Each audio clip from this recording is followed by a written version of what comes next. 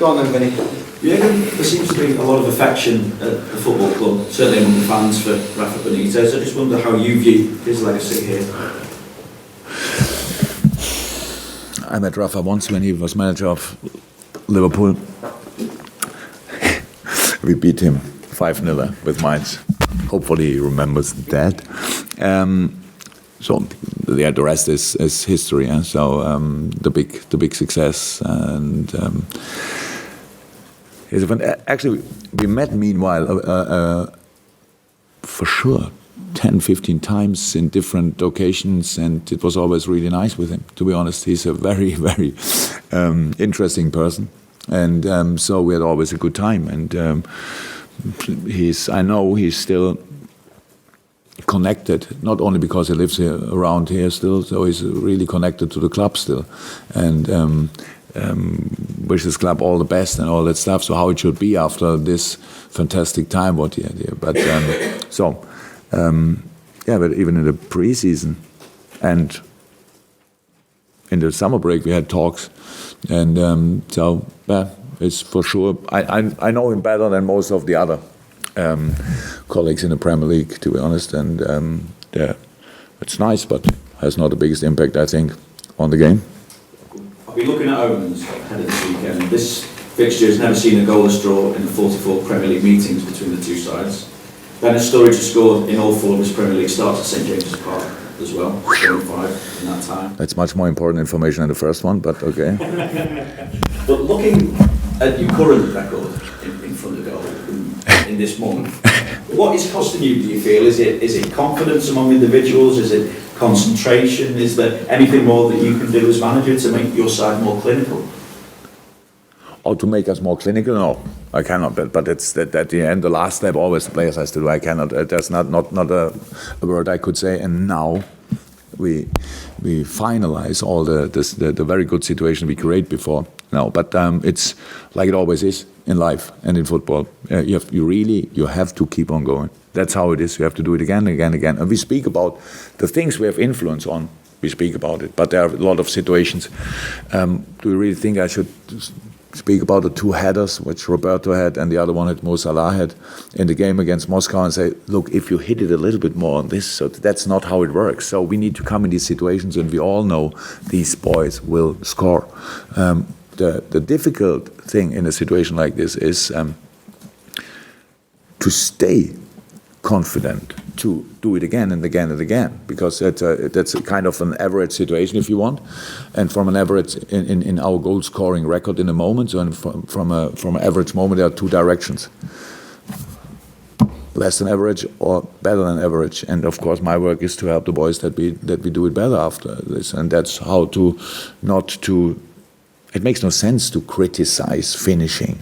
It's about creating and using the qualities of the boys in the right moment. But we talk more about how we can create more often. So that's what it is then in situations like this. The situation now, this pass is not the right one, stuff like this. So, but that's how it always is. It's not. It's still my responsibility. But I cannot shoot from the bench, so that's it. But to help them to come in the position, yes, that's my job. So highlighting the positives as well, 5th in the Premier League, 5 points off the top, and beaten in the Champions League. How much of a foundation is that for a successful season? It's the foundation. It's our basis. It's how it is. It's and that's what we want to use. And it's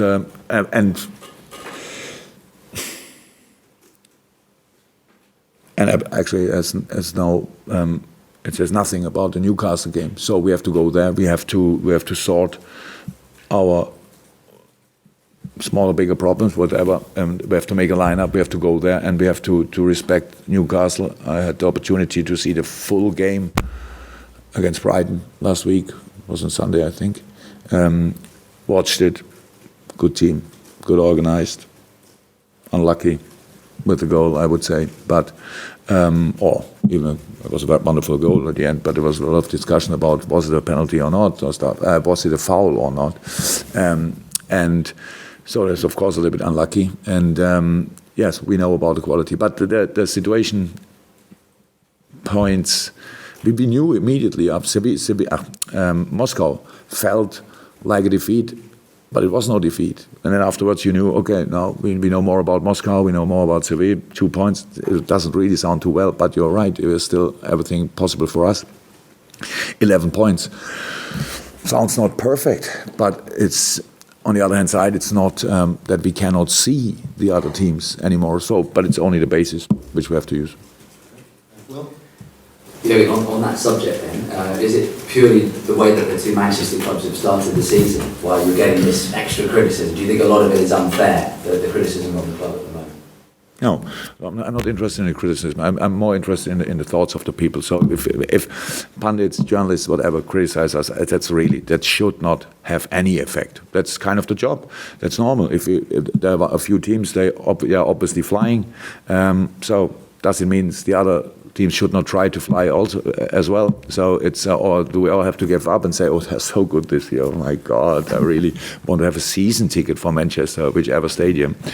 Or is it allowed that we really still try to sort our things and to improve? With all the problems we had so far, we have 11 points. So think what could happen if we sort our problem. I have no problem with criticism. I have only problem with if people think we cannot sort our things. So that's all what I want to, what I still want to, that the people know. We are really working hard, and we are not. It's not like we lost our football knowledge overnight or something like this. It's really, we know where we have to do better, and that's what we're working on.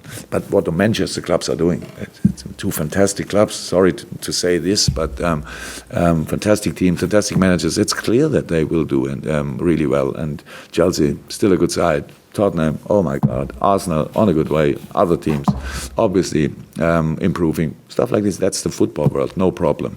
But the only thing we can do is really to work on our football and what we are doing. And so, not perfect so far, but the past already, so let's try to make it better in the next game.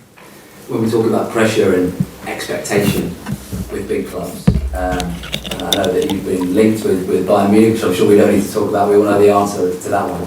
Carlo Ancelotti, how surprised were you to see him lose his job so early in the season at Bayern Munich? Not a lot of things in this business can surprise me anymore, to be honest. But I have no clue. I have nothing. What Bayern, what the real thoughts were behind this decision. I saw the game against PSG because I thought it was really interesting to watch it, and that's how football is. So individual quality can decide games, and that was that night like this. So, but at the end, it was not one game. I think it was kind of a development which the Bayern bosses didn't like too much, and that's why they made the decision. I think I have no clue actually why they exactly did it, but it's not my problem. So we'll see how it works now. Carlo is a very, very experienced manager, and I'm sure even he lost not his football knowledge overnight. So, but sometimes it doesn't fit together. That's how it is. And then if Bayern finds now a better future with another manager, then congratulations. But and Carlo for sure, if he wants to carry on, he will find a fantastic club and can show again which kind of manager he is. So it's not. There are bigger problems in the world in this moment, I think, than that Bayern sacked Carlo Ancelotti. Juliet. Some cards in the shops already and decorations. I was just wondering what your thoughts were with this talk of moving your fixture to Christmas Eve against Arsenal. Who gets this game? If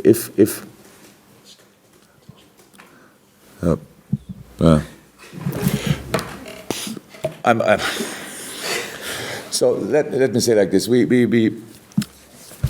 if probably it's like this. If the supporters want to see a game at Christmas Eve, yeah, then probably the television broadcaster will find a way to deliver it. Obviously, they found a way already. I didn't know before that there is a date that it's possible, but now I know it's possible. And how it was in the last few years, if something not too cool is possible around fixtures, then Liverpool is involved. So in this moment, it would mean that we not only play at the night of the 24th, it also would mean that we play again 4 games in 9 days, what pretty much the worst you can get. I always said the broadcaster have to consider that the wonderful thing they sell and give a lot of money to the club, 100%, depends to the players, depends to the quality of the players, depends to the freshness of the players. So if we have to play the 24th of December, I'm not sure that we can fight against it, but Sky has then to make the decision if they really want to do this, if they really want to bring supporters on the street and at night, if they really want to bring all the people who work for television away from home and at night. I don't think we are then the last one in this row who may have to say something about the decision. I really think it's no problem for the people to be concentrated on very, very important nights on something else than on football. For us, it's not the normal time. So if we don't play the 24th, then probably we'll play the 25th or the 26th. I'm not sure. So it's still Christmas for our families, but not for us. So we are used to it. But if you want to think about all the other people, you involved, who has to go there, then a few of you, or maybe we play without media because they all have Christmas. That would be nice. Just one camera. Yeah, I really cannot imagine that anybody wants to watch football at night, but I'm not so important. Just back on football matters, to go back to Tuesday, and you played Coutinho, Firmino, Mane, Salah together, starting for the first time. How, I know you spoke about how that went and how much work you need to do with them, but how do you see that sort of combination working? We don't have, that's not. I really don't think that this game is the game to judge this combination. It's a likely and possible combination of the lineup. So if you want, obviously, Sadio had 9 or 10 days no football game. I don't know exactly. So a little bit lack of rhythm. Still very good situations, but not as good as it could be. That's how it is after these kind of breaks. Roberto working unbelievable hard, good moments, but a few unlucky moments. Phil, yes, in a very good moment. Mo, in a very good moment. So that's the truth of that game or the story of that game. But we have different options. So it's there will be all 4 in the best moment is a unbelievable threat, but can win nothing without the other 6 on the pitch. And so, how I said, the big improvement of this team in the moment so far is that we really create a lot. We had a lot of talks in the last 2 years when we played against sides who are only defending, that we don't create enough. That's changed. That changed. We made a big step in this. So far, it doesn't lead to the results that we want, but you cannot, in a few moments, you cannot create bigger chances. That's not. We scored goals from much more difficult situations than we missed so far, and that's all. But in different lineups as well. So it's not. We played without Sadio and we won. Did we? Probably yes. Oh yes, Leicester. So, and we created without Sadio. We created without Phil. For sure, we created without Roberto and without Mo. So we have different lineups and different opportunities. And so as long as they're all fit, I have to make the choice. We've got an international break coming up, as you're well aware. Sorry? The international break is coming up. Yep. And Woodburn's been selecting the Wales senior squad again. I'm just wondering what you think about what that will do for his development, playing for Wales, and also in the... Fantastic. It's fantastic. It's just good. A lot of things could be not too positive in a situation. Not because Ben is a fantastic boy, outstanding, skilled, and very young still. And so now you play for Wales and you come back, and if now the boy would misunderstand this situation, then it could be a problem. But he's just fantastic. He's really, we had a very good, even when it was very short talk about it. When I want to explain why the situation here is different, I said, no, boss, I know. All good. So he loves playing in the U19 Champions League, having there the role he has. Yes, fighting for little advantage in this game with boys the same age, playing U23, training with us. And he doesn't expect in this moment. He takes each minute as a fantastic opportunity to help whichever team. That's the best ground and the best basis to have a really, really nice career, what he for sure will have. And how we all think, not hope, how we all think this career will be here. But he has still a lot of things to learn, but I'm really happy for him and for Wales that they really have this fantastic opportunity to bring him from the start, or having him as a sub is really cool, because obviously a big influence in the last 2 games, big influence, and hopefully I can do so again. Al, anything from you? Glenn? Are there any injury concerns ahead of the game? No concerns, but it was quite intense game, so we have a few knocks, we will see, but in this moment, no concerns, but I know finally tomorrow probably. Final question, Will. And I know you've spoken a lot about Philippe Coutinho over the summer. I'm not going to go there, but how pleasing to see, when we talk about players' attitudes, to see him back in a Liverpool shirt, smiling, scoring goals, scoring back-to-back games for you, and clearly going to be a huge part of your season, the way that you and the club have handled that situation. It's just good to have him here. That's the only thing. I don't think we have to talk about who ever handled which situation. There were obviously a few ways the club decided this way, and at the end we are all professionals, and then we take it like it is. So, and I was very pleased from the first second when he was back.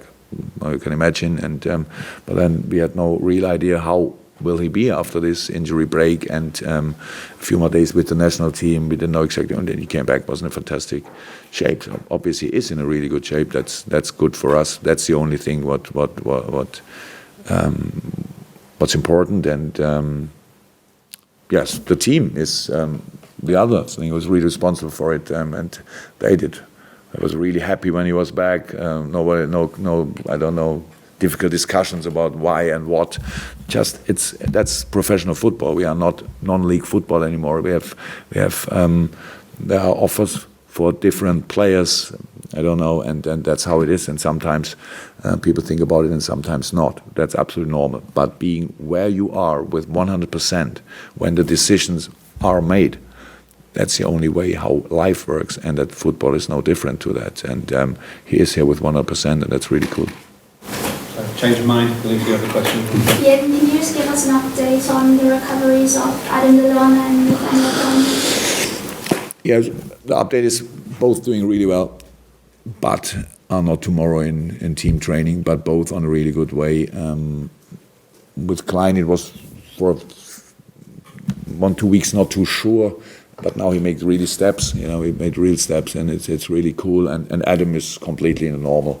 That's how it was, or how it is from the first day. How we thought it will be.